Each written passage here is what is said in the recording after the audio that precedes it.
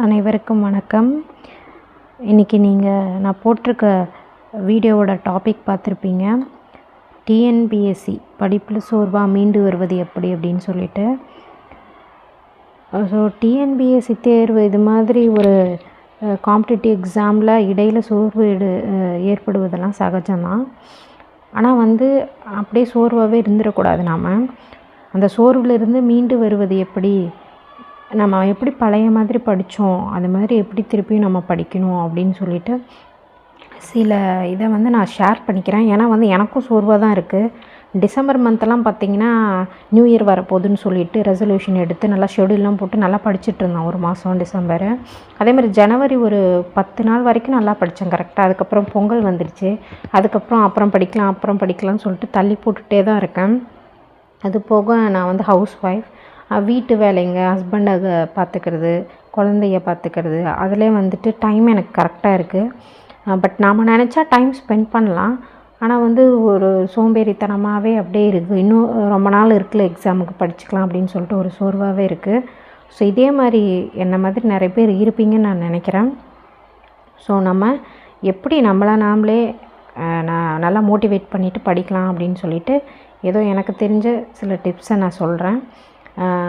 அது மாதிரி நம்ம கண்டிப்பாக இந்த மைண்ட் செட்டை வளர்த்துக்கிட்டு கண்டிப்பாக படித்து கண்டிப்பாக டிஎன்பிஎஸ்சி எக்ஸாமில், காம்படிட்டிவ் எக்ஸாமில் செலக்ட் ஆகி ஜாபுக்கு போவோம் அப்படின்னு சொல்லிட்டு நான் கண்டிப்பாக சொல்கிறேன்.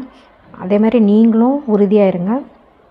ஃபஸ்ட்டு நம்ம மைண்ட் செட் எப்படி இருக்குது அப்படின்னு பார்த்திங்கன்னா, இன்னும் தான் டைம் இருக்குது. ஆனுவல் பிளானர் தான் ஒரு பாதி வருஷம் போயிடுது. அதுக்கப்புறம் தான் நோட்டிஃபிகேஷனே வரப்போகுது. எக்ஸாமு குரூப் 2, குரூப் 1, குரூப் 4 தான் வரப்போகுது. அது இல்லாமல் இப்போ பார்த்திங்கன்னா குரூப் 2 எக்ஸாமில் மெயின்ஸை நிறுத்திட்டாங்க. அதை பற்றின நிறைய இதெல்லாம் விகடனில் கூட வந்துச்சு. நிறைய இது குரூப் 2 மெயின்ஸில் இது மாதிரி குளறுபடி பண்ணுறாங்க ஏதோ அப்படின்னு சொல்லிட்டு. அதெல்லாம் பார்த்துட்டு ஏன்டா நம்ம டிஎன்பிஎஸ்சி படிக்கலாமா வேணாவா அப்படின்னு ஒரு ஆசோலேஷனில் இருப்பீங்க. பட் நமக்கு இதை விட்டால் நான் என்ன தெரியும்னு நீங்கள் நினைக்கிறீங்க? ஒரு ஹவுஸ் ஒய்ஃபாக இருந்துட்டு நம்ம வேலைக்கு போக முடியுமா? இல்லை வேறு ஏதாவது ஆன்லைன் ஜாப் பார்க்க முடியுமா குழந்தைங்கள வச்சுட்டு? அதெல்லாம் முடியாதுங்க. நமக்கு கிடைக்கிற கொஞ்சம் நேரத்தில் நமக்கு தெரிஞ்சதை படிப்பு ஒன்று தாங்க. நம்ம அப்பா அம்மா எப்படியோ ஒன்று கஷ்டப்பட்டு படிக்க வச்சுட்டாங்க. அதுக்கு ஒரு பிரயோஜனமும் இல்லாமல் நாம் இருந்தால் அது நமக்கு கஷ்டமாக இருக்குது இல்லைங்களா? நமக்கும் நம்ம பேரண்ட்ஸுக்கும் கஷ்டமாக இருக்கும். ஸோ நம்ம சோர்வாக இருந்தால் நம்மளை யாருமே உற்சாகப்படுத்த மாட்டாங்க.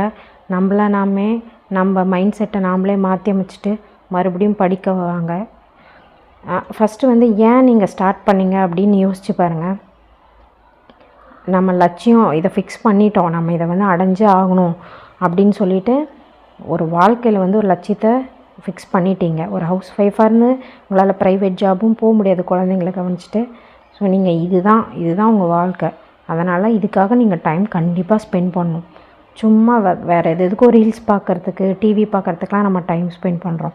ஆனால் நம்ம லட்சியத்தை அடைய கண்டிப்பாக டைம் ஒதுக்குங்க. முதல்ல ஃபஸ்ட்டு உங்கள் மைண்ட் செட்டை மாற்றிடுங்க. அதுக்கப்புறம் அதுக்கான டைமை ஒதுக்குங்க. கோலை ஃபிக்ஸ் பண்ணிவிட்டு அதுக்கான டைமை ஒதுக்குங்க. அதே மாதிரி நம்ம எவ்வளவோ தோல்வி பார்த்துட்டோம், இதுக்கு மேலேயும் தோல்வி பார்த்துலாம் அப்படின்னு சொல்லிட்டு அசால்ட்டாக விட்டுறாதீங்க. கடந்த காலத்தில் நிறைய தோல்வி அடைஞ்சிருப்பீங்க. அதெல்லாம் கருத்தில் எடுத்துக்காமல் இனிமே நான் காலடி எடுத்து வச்சா நான் ஜெயிச்சே தீருவேன் அப்படின்னு சொல்லிட்டு படிங்க. எங்கே நம்ம தப்பு பண்ணுறோம் அப்படின்னு சொல்லிட்டு உட்காந்து உங்களுக்காக டைம் ஸ்பெண்ட் பண்ணி கொஞ்சம் யோசிங்க. நம்ம டைம் ஸ்பெண்ட் பண்ண மாட்டேங்கிறோமா படிக்கிறதுக்கு? இல்லை டைமை நம்ம வேஸ்ட் பண்ணுறோமா மொபைலை பார்த்துட்டு? இல்லை டிவி பார்த்துட்டு வேஸ்ட் பண்ணுறோமா? இல்லை வேறு ஏதாவது வெளில போய் அரட்டை அடிச்சிட்டோ, இல்லை வெளியில் ஹாலிடேஸில் நல்லா ஜாலியாக ஊர் சுற்றிட்டோ டைமை வேஸ்ட் பண்ணுறோமா? அதெல்லாம் நம்ம வாழ்க்கைக்கு கொஞ்சம் கூட உதவாதுங்க. நாம் படித்தா மட்டும்தான் நம்ம இப்போ இருக்க நிலைமையை விட ஒரு ஸ்டெப்பாவது நம்ம ஒரு நல்ல நிலைமையில் ஒரு ஜாப் வாங்கி இருந்தால் தான் அது நமக்கும் நம்ம பேரண்ட்ஸ்க்கும் நல்லதுங்க. அதுக்கப்புறம் உங்களால் எடுத்த உடனே நிறைய படிக்கணும் அப்படின்னு சொல்லிட்டு பிளான் போடாதீங்க. கொஞ்சம் ஃபஸ்ட்டு திருப்பியும் ஸ்டார்ட் பண்ணும்போது உங்களுக்கு பல்காக எடுத்து வச்சிங்கன்னா உங்களால் படிக்க முடியாது. இந்த பாலிட்டி நான் 5 நாளில் முடிச்சிடுவேன் அப்படின்னு சொல்லிட்டுலாம் பிளான் போடாதீங்க. திரும்பியும் ரீஸ்டார்ட் பண்ணும்போது எடுத்த உடனே கஷ்டமாக படிக்காதீங்க. சின்ன சின்ன டாஸ்க்காக பிரிச்சுக்கோங்க.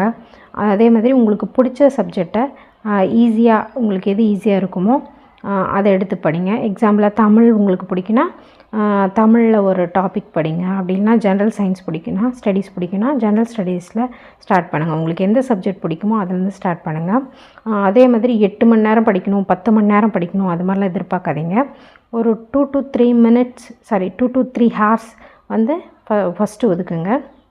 அதுக்கப்புறமா கொஞ்சம் கொஞ்சமாக நேரத்தை இன்க்ரீஸ் பண்ணிக்கலாம். ஏன்னா திருப்பி ரீஸ்டார்ட் பண்ணுறதுன்றது ரொம்ப கஷ்டம் அது. அதே மாதிரி பிளான் போட்டுக்கோங்க கரெக்டாக. உங்களுக்கு இப்போ சிலபஸ்லாம் ஆல்ரெடி படிக்கிறவங்களுக்கும் சொல்கிறேன், புதுசாக படிக்கிறவங்களாக இருந்தால் சிலபஸை வந்து பிரிண்ட் அவுட் எடுத்து அதை ஒட்டி வச்சுக்கோங்க. ஏற்கனவே எக்ஸ்பீரியன்ஸாக இருந்தீங்கன்னா சிலபஸ் உங்களுக்கு ஓரளவு தெரிஞ்சிருக்கும்னு நினைக்கிறேன். ஆனால் திருப்பி அதை எடுத்து பார்த்துட்டே இருங்க. ஸ்டடி பிளான் உங்கள் கண்ணில் வந்து பட்டுகிட்டே இருக்கணும். அது மாதிரி ஸ்டடி பிளானை போட்டு வைங்க. அதே மாதிரி ஸ்டடி பிளான் வந்து 1 வருஷத்துக்கு 1 மாதத்துக்கு அது மாதிரிலாம் போடாதீங்க. ஃபஸ்ட்டு வீக்லி கோல்ஸை வந்து கம்ப்ளீட் பண்ணுங்கள் சின்னதாக. ஃபார் எக்ஸாம்பிள் வந்து இப்போ வந்து ஹிஸ்ட்ரியில் வந்து நான் வந்து சிந்து சமவெளி நாகரிகம் வந்து படிப்பேன் அப்படின்னு சொல்லிவிட்டு இன்றைக்கி ஒரு நாள் நம்ம அந்த ஒரு டாபிக் படிக்க முடியலைன்னா கூட அதில் நீங்கள் 2 பேஜ் படித்தா கூட அது நமக்கு திருப்தி தாங்க. சும்மா இருக்கிறதுக்கு 2 பேஜ் படிக்கிறதுன்றது வந்து ஒரு நல்ல விஷயம் தானே. அதுக்கப்புறம் சும்மா இருக்கும்போது இந்த ரீல்ஸ் எல்லாம் பார்க்குறத விட்டுட்டு யூடியூப்பில் வந்து நிறைய ப்ரீவியஸ் இயர் கொஷின் பேப்பர்ஸ் எல்லாம் போட்டிருக்காங்க. அதை சும்மா பாருங்கள். சும்மா நான் ஒரு ஆர்டராக தான் போவேன் அப்படின்னு சொல்லிட்டு இருக்காதீங்க. நான் வந்து ஃபஸ்ட்டு டாப்பிக்கில் இருந்து தான் போவேன், இல்லை லாஸ்ட் டாப்பிக்லேருந்து தான் போவேன். அது மாதிரி ஒரு ஆர்டராக இருக்காதீங்க. அங்கங்கே படித்தாலும் நமக்கு தேவை சிலபஸை கம்ப்ளீட் பண்ணுறது தான். அதுக்கப்புறம் ஸ்கூல் புக்ஸில் வந்து நிறைய வீடியோஸ் போட்டிருக்காங்க.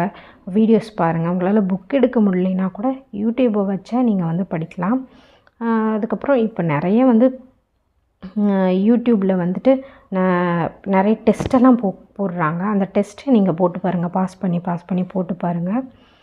கண்டிப்பாக நம்மளாலையும் படிக்க முடியும். ஆனால் வந்து என்ன அடிக்கடி சோர்வடைஞ்சிடும். இந்த மாதிரி சோர்வடையும் போது நிறைய வீடியோஸ் போட்டிருக்காங்க யூடியூப்பில். என் வீடியோவே தான் பார்க்கணுன்னு இல்லை, நிறைய வீடியோஸ் போட்டிருக்காங்க. அதை பார்த்து மோட்டிவேட் ஆகிடுங்க. இல்லைன்னா நீங்களே தனியாக உட்காந்து உங்களை நீங்களே மோட்டிவேட் பண்ணி படிங்க.